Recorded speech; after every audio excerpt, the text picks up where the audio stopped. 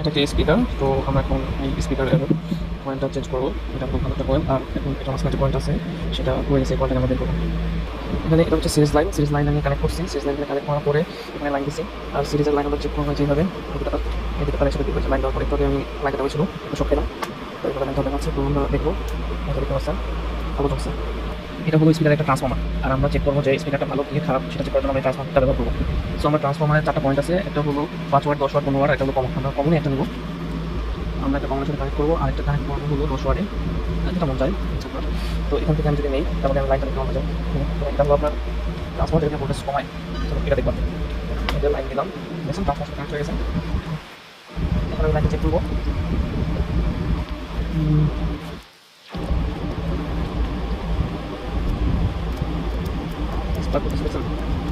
তাহলে এখন স্পিকারটা ভালো কিনা সেটা চেক করবো কীভাবে। এই যে স্পিকারে এক মাথা দিচ্ছি আর এক মাথা ট্রান্সফর্মারের মধ্যে কীভাবে দিচ্ছি, আমাদের কানেক্ট করতে কোনো সাউন্ড হচ্ছে না, শুনতে পাচ্ছেন কোনো সাউন্ড হচ্ছে না, যে কারণে বুঝতে পারা যায় যে এটা নষ্ট হয়ে যায়। কয়েলটা নষ্ট হচ্ছে, আমার কয়েল ঠিক করে তারপরে ভিডিও করবো। এই যে দেখুন ভিতরে কয়েলটাকে বের করে ফেলতেছি। কয়েলটাকে বের করতে হবে। আমি যে ভিতরের কয়েলটা এখানে বের করে ফেললাম।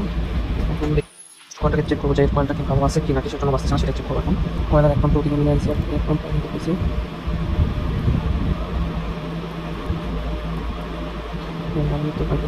ধোয়া উঠেছে, ভেতর থেকে ধোয়া উঠেছে, এই যে ধোয়া উঠেছে, তার মানে কয়েলটা নষ্ট হয়ে গেছে।